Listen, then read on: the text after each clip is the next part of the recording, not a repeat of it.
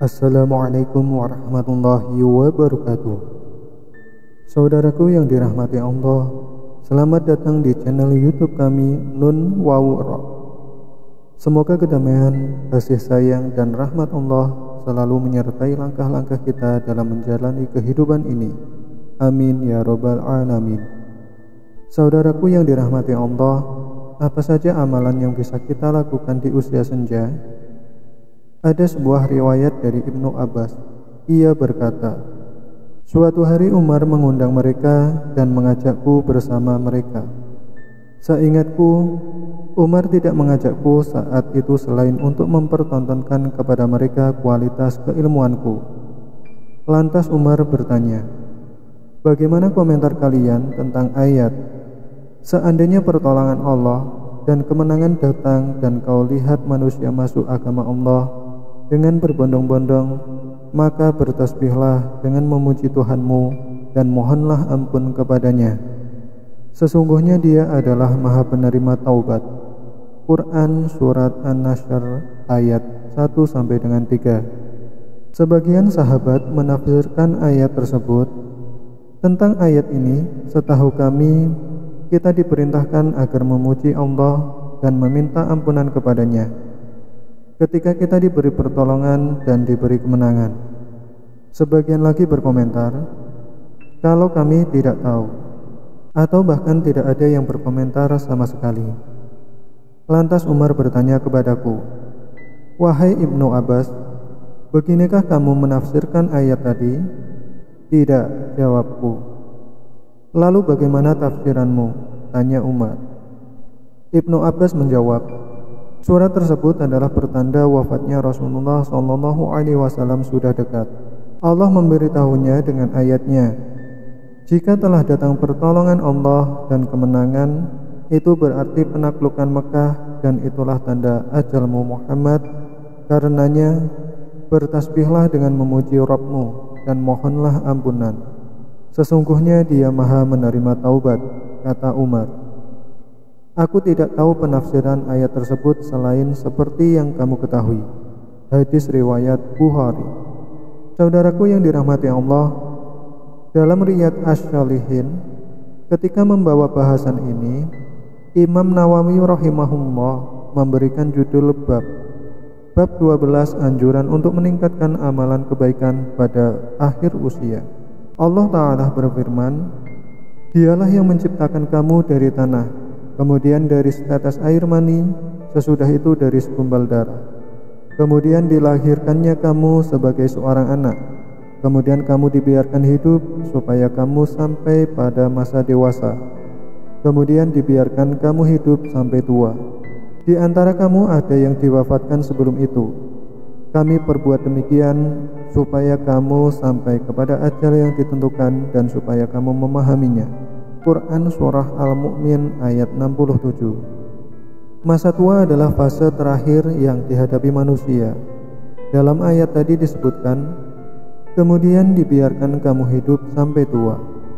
Saudaraku yang dirahmati Allah, mengenai batasan usia tua, Imam Al-Qurtubi rahimahullah berkata, Saih atau orang yang tua adalah orang yang telah melewati 40 tahun.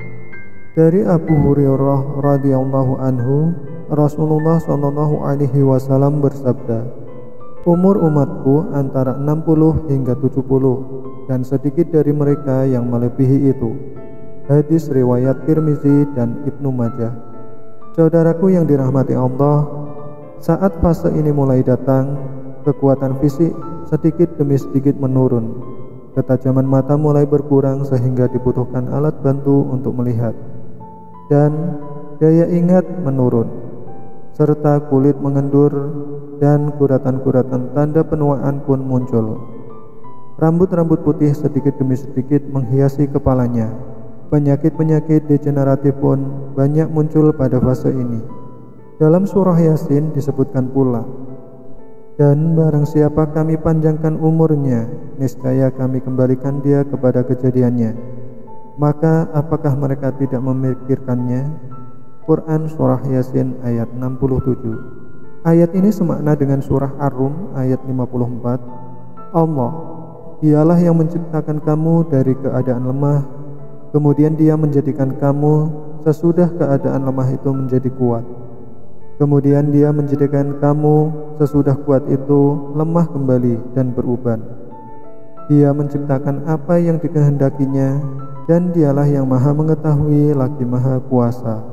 Quran Surah Ar-Rum ayat 54. Dari Abdullah bin Busr, ada seorang Arab Badui bertanya kepada Rasulullah SAW, "Siapakah manusia yang paling baik?"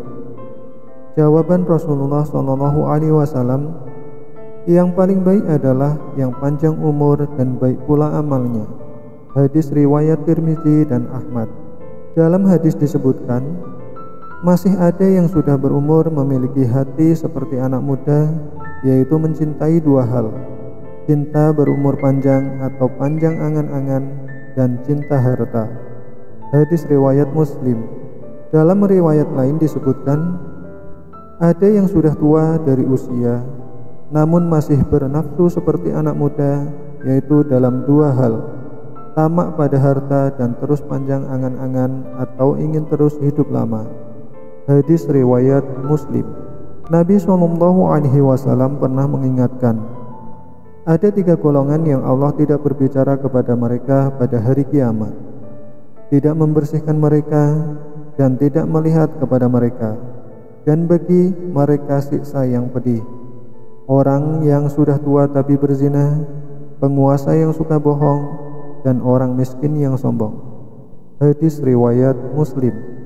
Dalam hadis disebutkan, janganlah seseorang dari kalian mengharapkan kematian, dan jangan pula berdoa agar segera mendapatkan kematian sebelum kematian itu datang kepadanya. Sesungguhnya bila ia mati, maka terputuslah amalannya, dan bahwa tidaklah usia seorang mukmin itu bertambah pada dirinya kecuali akan menambah kebaikan. Hadis riwayat Muslim. Saudaraku yang dirahmati Allah, lalu bagaimana menghadapi usia tua? Syekh Ibnu Utsaimin rahimahullah dalam Syarah Riyadh Ash-Shalihin mengatakan, maka seyogyanya orang yang usianya semakin menua untuk memperbanyak amal saleh. Meskipun para remaja juga seharusnya demikian, karena manusia tidak tahu kapan ia akan meninggal. Bisa saja seorang pemuda meninggal pada usia mudanya, atau ajalnya tertunda hingga ia tua. Akan tetapi yang pasti, orang yang sudah berusia senja, ia lebih dekat kepada kematian, lantaran telah menghabiskan jatah usianya.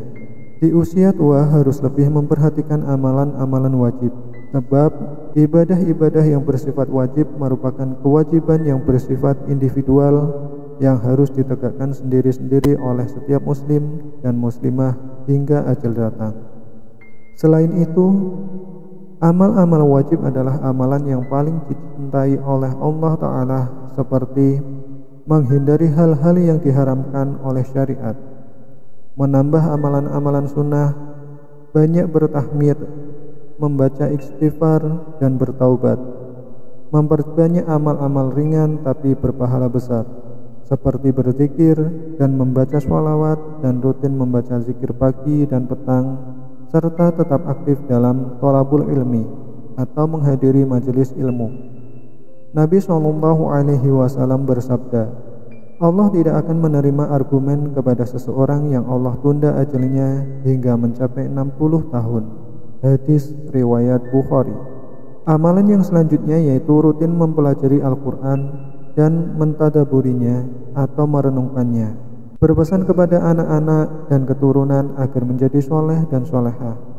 Gemar mendoakan orang tua baik saat masih hidup atau setelah meninggal, dan membantu mentalkin orang tua ketika akan meninggal. Saudaraku yang dirahmati Allah, demikianlah pembahasan pada video kali ini. Semoga isi dari video ini menjadi sumber inspirasi dan ilmu yang berguna dalam kehidupan sehari-hari.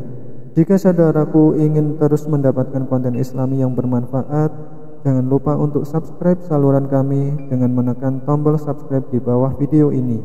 Dengan subscribe, saudaraku semua akan selalu mendapatkan pembaruan tentang konten-konten Islami terbaru dari kami. Sampai jumpa di video Islami berikutnya. Wassalamualaikum warahmatullahi wabarakatuh.